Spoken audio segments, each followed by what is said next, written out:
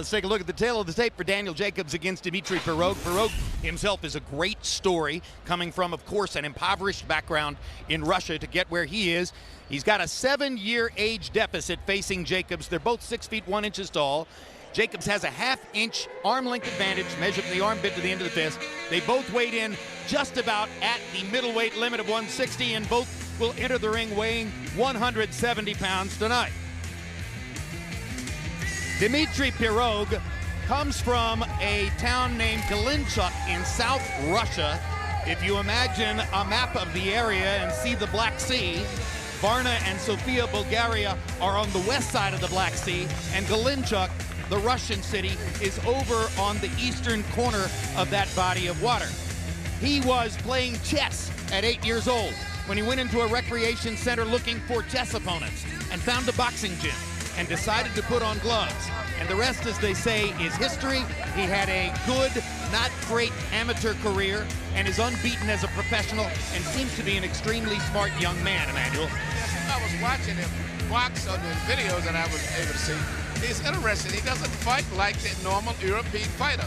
He's a little rough, what we call a blue-collar version of his two fighters that he likes the most, which is Sugar Ray Leonard and he said Floyd Mayweather Jr. And you look, he's got his hands down.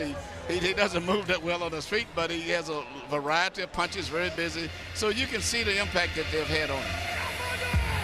And Jacob says that the thing he's seen that Pirog borrowed from Floyd Mayweather is that locked-in right-hand guard against his cheek, the blocking of the left hook. And of course, the prominence or the importance of that is that if Jacobs has a money punch, and he's a good all-around boxer, but if he has a money punch, it's the left hook. It's the left hook, but I think that watching the tape that Pirog is going to be a difficult guy to hit solid with 2 or 3 punches, because he puts his head in one position, moves it to another, twists his body, does a little Ray Leonard type moves. He gives you a target, then he takes it away, moves around. But I think that the speed and the size maybe of Jacob may give him a little slight advantage, but I think it's going to be a competitive fight. And you saw on the left side of the front of Jacob's jacket, going vertically down, the words Lady Bird. That refers to his grandmother, Cordelia Jacobs, who died last weekend at the age of 82 after a relatively brief bout with lung cancer.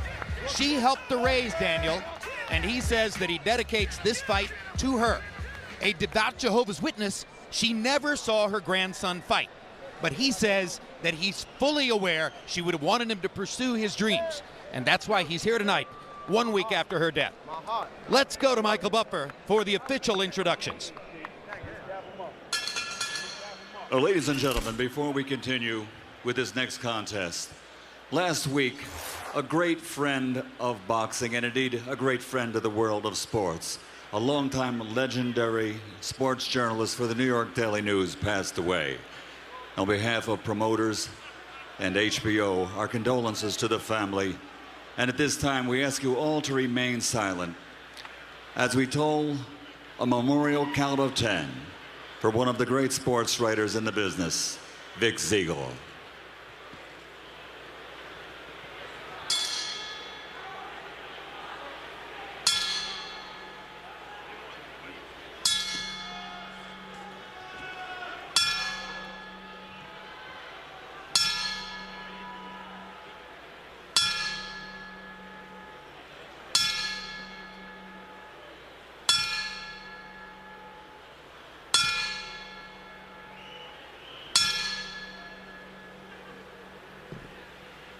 Rest in peace. And now, ladies and gentlemen, from Mandalay Bay, Las Vegas, this is a world title contest. And it's brought to you by Golden Boy Promotions with Marquez Promotions in association with Arthur Polulo Banner Promotions and German Tito Promotions. Sponsored by Tecate Cerveza con Carácter and AT&T Viva Mexico plan. Make calls with your wireless phone to Mexico or from Mexico as if they were local calls. Sanctioned by the Nevada State Athletic Commission and World Boxing Association. Supervisor for the WBA, John Duggan. The 3 judges at ringside scoring this contest will be Dwayne Ford, C.J. Ross and Paul Smith. And inside the ring, your referee in charge of the action, Robert Byrd. And now, ladies and gentlemen, 12 rounds of boxing for the vacant WBO Middleweight Championship of the World.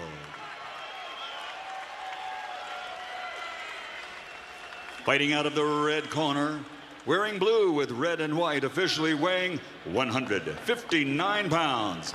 His professional record, a perfect one. 20 fights, 20 victories, including 17 knockouts. From Brownsville, Brooklyn, New York, the undefeated Daniel, the Golden Child, Jacobs.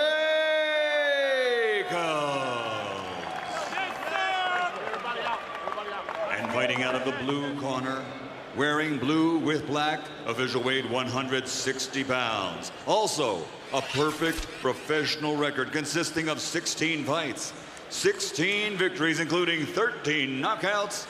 From Galenchik, Russia. From Russia with love, the undefeated Dimitry Pirog.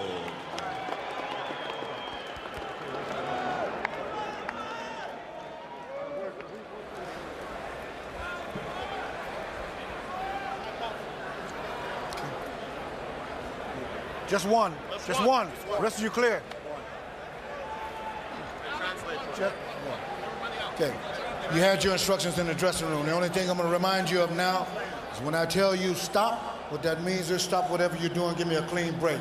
Protect yourself at all times. Obey my commands at all times. Let's do this.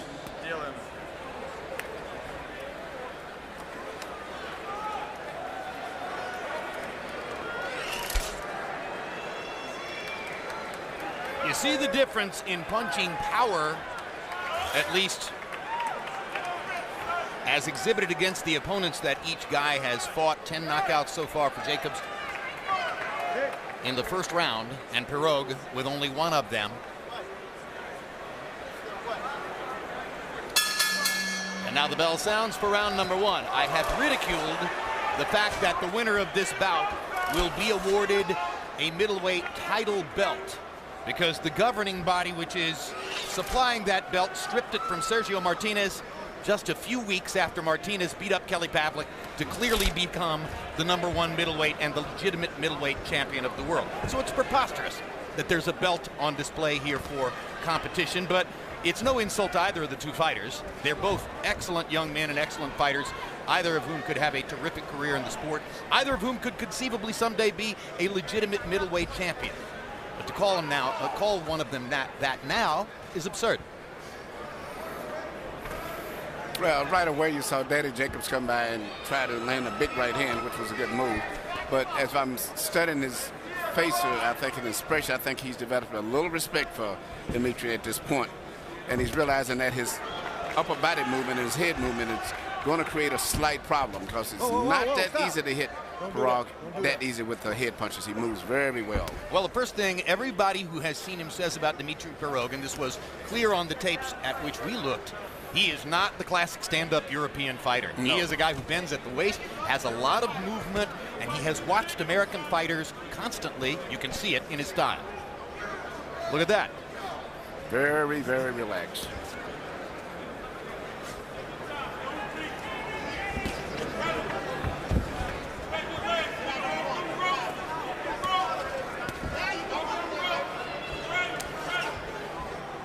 Danny Jacobs fighting in a southpaw stance now.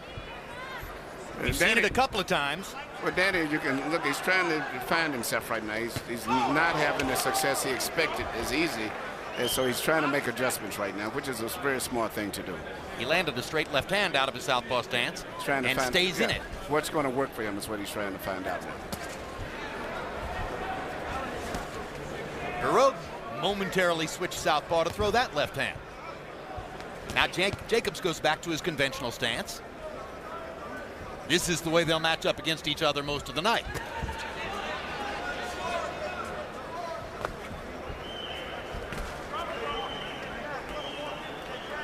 Shots. There we go.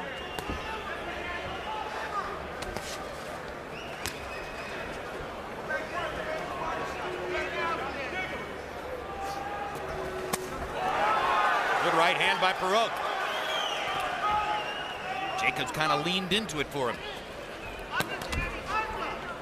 Jacob still has not found a way really to effectively land punches on Pirog.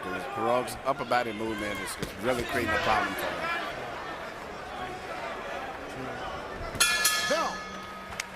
Well, Jacobs seemed to land more punches, but the best punch of the round might have been the left hand from Pirog.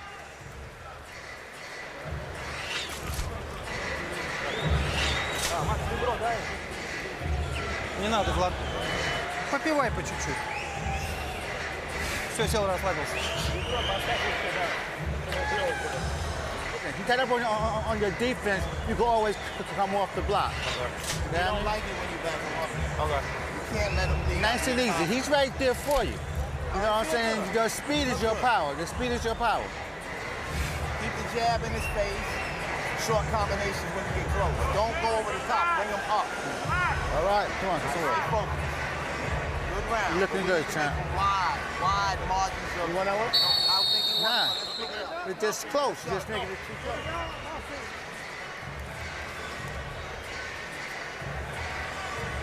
I'm not certain, frankly. I didn't do enough research to know whether Daniel Jacobs is a New York Football Giants fan or whether his cornermen have simply found out it's extremely convenient that they can buy jerseys with big New York logos all over them that say Jacobs on the back. Number 27, Brandon Jacobs, the running back for the Giants. Pick him up. Danny Jacobs has a very good trainer in his corner in Victor Roundtree. Very good. I was going to say, Hard right hand by Pirog. Jacobs almost went down. I was going to say, but he's going to have his hands full tonight trying to figure out a victory strategy for Jacobs tonight. That's a good body shot with a left hand by Pirog. Right now, Pirog's the aggressor earlier in the fight, and he landed a big right hand here in the second round that has Daniel Jacobs on the defensive.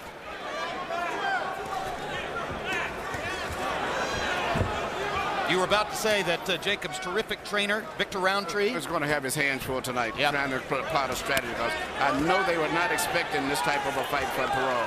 Pirog is a very, very good fighter. Yeah, is he relaxed enough on this stage? Very It's like he relaxed. lives in Vegas. I was, yeah, especially being that it's his first time fighting here, but he said he's made quite a few trips here attending fights. Says he's only been here a week. Says he didn't take that all that easily to American food. Didn't go to the Russian restaurant here in the hotel because that wasn't really Russian food to him. He's beating Jacobs up in this round. When I was, I'm a very big fan of Danny Jacobs, and I was talking to my boxer, middleweight, Andy Lee, about this fight. He says, Danny's going to have his hands full, Emmanuel. Andy says this guy may not look that much, but he's a very difficult guy to fight. Because he'd been studying him, I guess, being from Europe himself. The once unbeaten Andy Lee, another very skilled middleweight, still trying to recover from the unexpected loss that derailed his career. It's tough. And by the way, he did have a knockout last night. He fought last night. So. Andy's won several fights. Yeah, but he's still trying to get a key fight. So things look very good for him for the first quarter of next year. You know, there's an improvisational quality to what Pirog does, and Daniel doesn't seem really prepared for it. No, it's not. I think they figured a much easier fight. Pirog does things that you really have to look very closely as a real good boxing guy to really study and see what he's doing. But as I said, he moves his head in and out, changes, gives you angles, changes, and punches from those pivots. He's pivoting and turning and punching at the same time.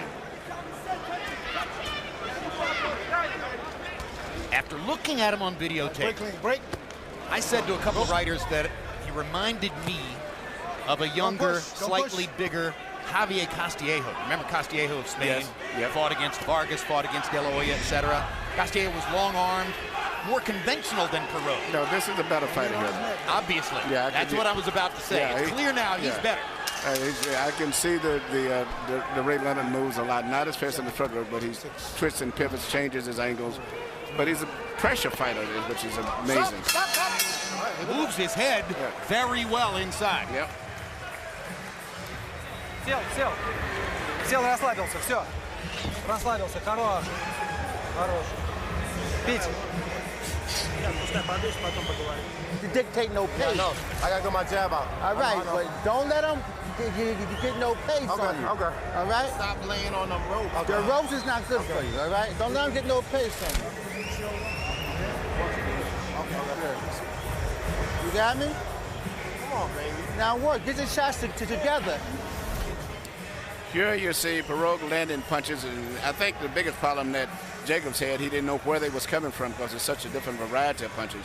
And the right hand here was a great shot, but he didn't actually get a knockdown score against him simply because his gloves, his body never touched the canvas. But as close as you can get without being knocked down. Strong legs kept Jacobs from going to the canvas on a brilliant 1-2 straight up the middle by Pirog. Harold, how do you have it through two? Okay, Jim, I've got a 19-19 one round apiece, but I got to tell you something. I disagree with Emmanuel Stewart. That should have been a knockdown. Those ropes were holding this guy up. The guy went into the ropes. You know, if the ropes weren't there, Danny Jacobs would have been on his back. And therefore, Robert Byrd should have given him a mandatory 8 count. Robert Byrd gave him a break on that call. He definitely was caught up in those ropes. Be as it may, Danny Jacobs probably pulled out the first round with good, strong right hands. Pirog beat the heck out of him in the second round, 1 round apiece. CompuBox numbers favored Jacobs in round 1. CompuBox numbers clearly favored Pirog in round 2, as you might expect. I didn't see the ropes over. He was bending forward. I think it was a pretty close call. He was bending forward when he regained his balance, and not that he was back in the ropes holding where he would have fell out of the ropes. I was watching his butt on the replay looking for exactly that, and I think his butt was just in front of the rope instead of on it. But it was a very close call. Certainly Byrd wouldn't have been criticized if he had given the 8 count. I think the more important problem is Danny Jacobs trying to figure out the movements and the pressure that's being applied to him from all angles. Well, he agreed with his cornerman that he can't be backed up against the ropes, that the ropes are not a good place. But Pirog has him against the ropes again. And now there's a look of concern on Jacobs' face that shows you that there are mysteries in there for him which need to be solved. I saw that look after the first 30 seconds. Yeah, you did. Yeah, and so he was having problems hitting him, not like they had rehearsed and planned. So, you just have to make adjustments if you can. Realize you got a very talented fighter and start boxing different. Do a lot of feinting before he punches to make him move first and then hit him. Just because Pirog did not star in the Russian amateur program and go to the Olympics and earn the kind of profile that several Russian fighters have gotten from their Olympic action, a lot of people might have thought, oh, maybe he's not as good as those other guys. Maybe he's better. Yeah. Because he has trained himself into a more American style. Watching the tapes of Floyd Mayweather Jr. Look at the head movement there. Definitely not European fighter, so maybe his style wasn't really compatible with what their scoring system was over there neither. You're fighting somebody from Russia. If you're looking for that stolid, stand-up, stationary style, not here. This guy is a mover. Well, what's interesting to me is the pressure that he's putting on, and Danny's doing good right now, but I don't know the pressure that he's putting on Danny. He's making Danny fight and move a lot faster than I think Danny wants to.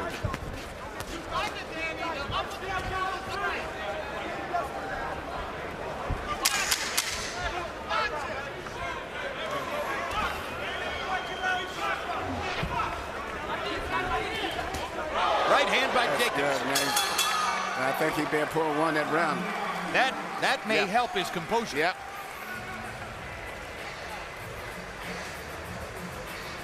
His ass off. All right, you got me? But let your hands flow a little better. Who's the number No, one? let your hands flow. Okay. Take a deep breath.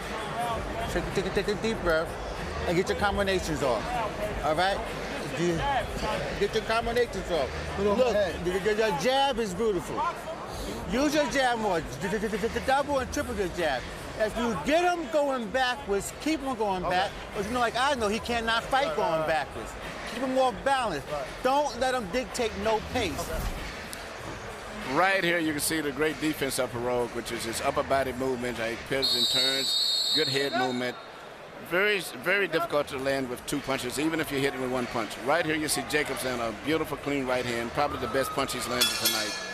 And that's what he's got to keep doing. And after he lands those punches, get away right away, move away.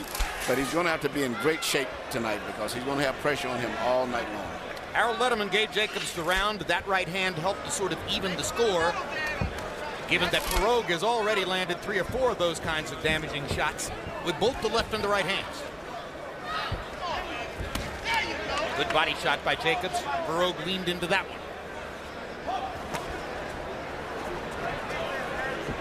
CompuBox numbers in the third round favored Jacobs, 13 out of 75 to 6 of 48 for Pirog. Jacobs back in that southpaw stance. Seems to feel he maybe has a better chance to land a power left hand out of this stance than out of his conventional stance, Emmanuel. Well, I still can't figure it out, but evidently he must feel more comfortable in it. But I haven't saw him land too much, except the first time he did it, he was able to land a looping left hand. But other than that, he's not been that effective. But, you know, it's risky when you're fighting a guy with the great upper body movement that Pirog had to be doing anything that's experimental, so to say.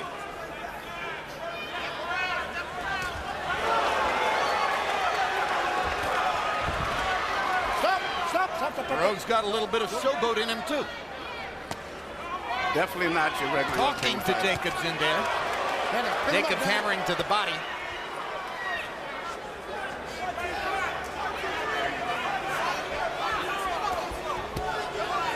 I don't suppose Pirog is speaking Russian to Jacobs. You know, what surprised me, a lot of these guys, they speak a lot better English than they let you on to think. Because most of them had it extended in their school over there. They take it in first grade. Yeah, but they try to let you think that they don't speak, but they understand a lot of things when we're speaking to them. Well, that was always the old Soviet persona. I mean, during the days of Soviet Union control of sport in those countries, people who spoke perfect English were absolutely deaf and dumb when American reporters were around. Yeah. And as soon as you leave, then they start speaking.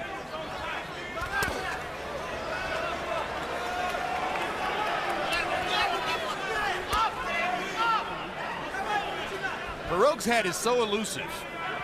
I think if I were in Jacobs' corner, Emmanuel, I might beg him to focus on the body for a while. Yes.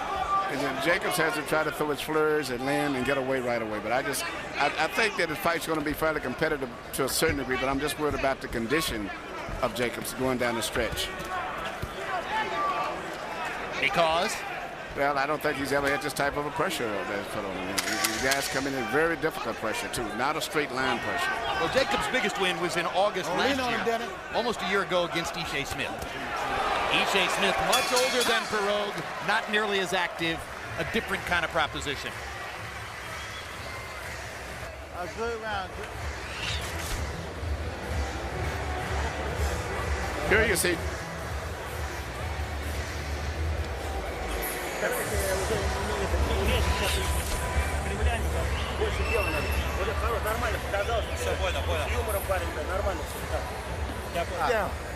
Okay. Everything is off the block. Everything is off the block. And if you want to get your combination up, bring your defense back up. He come at you, catch, come back at him. All right? If you get him going back, he step back, you do your 1, 2, 3, 4. And keep on going back. This is something totally new to Jacobs right now, being hit with the punches that he's been hit with tonight, and then also an opponent that he can't seem to control and make an adjustment to. But seemingly between rounds, studying his expression, he seems to be adjusting very well. CompuBox numbers in the fourth round, Jacobs 26 out of 73, and Pirog only 8 out of 51. That makes it sound as though Jacobs easily won the round. You can see that Harold gave it to Pirog, who landed the more significant blow. So this is a fight in which CompuBox numbers may not give you as accurate a profile of what's happening as is normally the case because of what an unusual style Pirog demonstrates in the ring.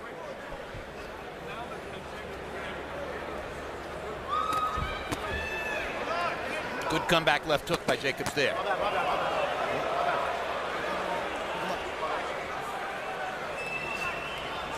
What was that, Emmanuel? You know, I think he just told him hit me low, but not even a big issue of it, which I think is good. Yeah, I didn't see anything really land low. It was low. It was low, but I don't think it was intentional, and I don't think it was. Oh, down goes Jacobs on a perfect right hand, right on top and that may be that.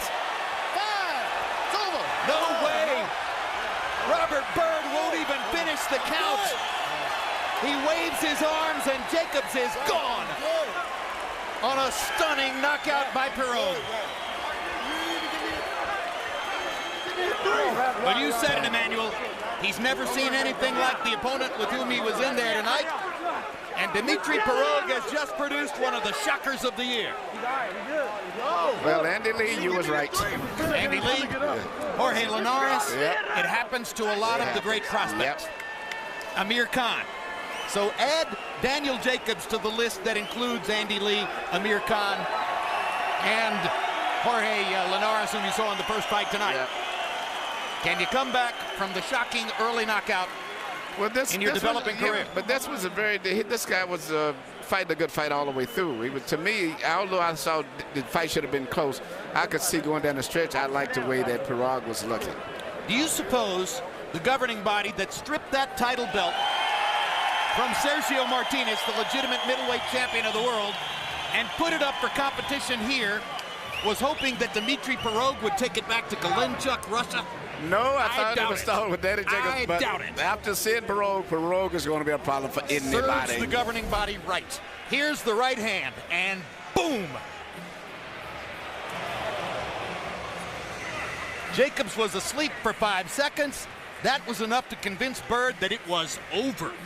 Just at the moment when Bird waved off the count, that's when Daniel looked up and seemed to say, wait a minute, I'm still here. But, alas, the knockout had already been scored. But look at the body movement of Pirog coming in from all kind of angles, not just his upper body, his footwork, his balance. It's just very, very difficult to fight with a guy like him. What a cagey, scary athlete he is. Fights like an old veteran fighter. Daniel Zaragoza. From America, too. Daniel Zaragoza. He reminds me of Zaragoza in his improvisational style. All three judges had Jacobs up 3 rounds to 1. Let's go to Michael Buffer for the particulars on the knockout. Ladies and gentlemen, here at Mandalay Bay, a new middleweight star is born. The winner at 57 seconds, round number 5, still undefeated, and now the new WBO middleweight champion of the world from Russia with love, Dimitry Pirog.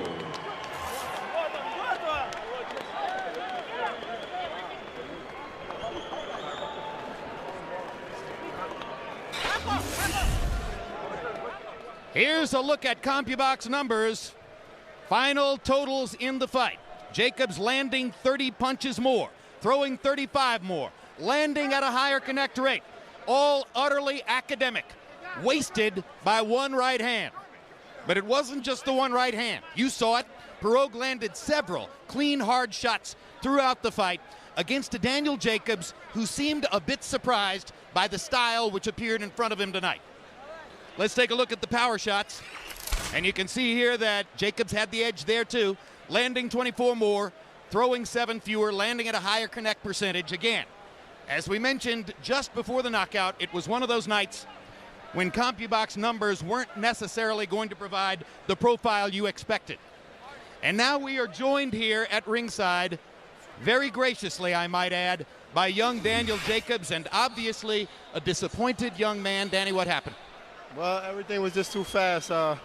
You know, with the devastation of a lot of things going on in my life right now, with my grandmother passing, everything, I didn't have a time to train as hard as I wanted to, but, you know, no complaining. I just hope my family can forgive me. I know everybody back home watching me. I love you. In this hard time that we're going through, everybody, keep your faith in me. We're going to make it through this time. Some might have been misled by Pirog's absence of identity into thinking that this was an easy assignment. You made clear yesterday that you fully understood it was not an easy assignment. What is it that's tough about him? Well, he just threw a lot of shots that I didn't see, and the right hand is one of those shots that I didn't see. And you know, hopefully I could come back and reclaim my throne and take it all the way to the top. Are you suggesting that you were more distracted by your grandmother's death than in retrospect you thought had been the case? Well, I think if I would have had a great camp and I could focus 100%, then I would have gave a better chance. But my legs wasn't there. No taking away from Dimitry Pirog. He's a great fighter, but you know, it was just one of those things. And like I said before, I want to thank my family in this hard time for giving me their support, and I love everybody back home. We mentioned on the telecast, this happened to Jorge Linares, who was in the first undercard fight here tonight. It happened to Amir Khan. It happened to Andy Lee. It happens sometimes to young prospects. What is in your mind now as you look forward to the future?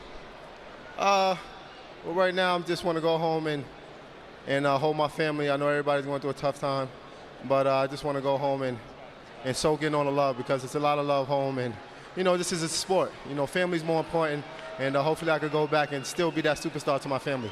All right, Daniel, you deserve a ton of credit for coming down to speak to us after this unexpected and shocking knockout. We wish you the best of luck in the future. And, hey, Jorge Linares already proved tonight this doesn't have to be the end of anything. Right. Thank you. To my family, I love y'all. I'm sorry, but I'm coming home to be with y'all. I love y'all. Daniel Jacobs from Brooklyn, New York, suffers the first loss of his professional career, but there is a lot more in the future for this young man. And what a show by Dimitry Pirog of Kalinchuk, Russia, who shows up unknown on these shores and introduces himself with a looping right hand over the top that knocks out one of the hottest young prospects in the sport.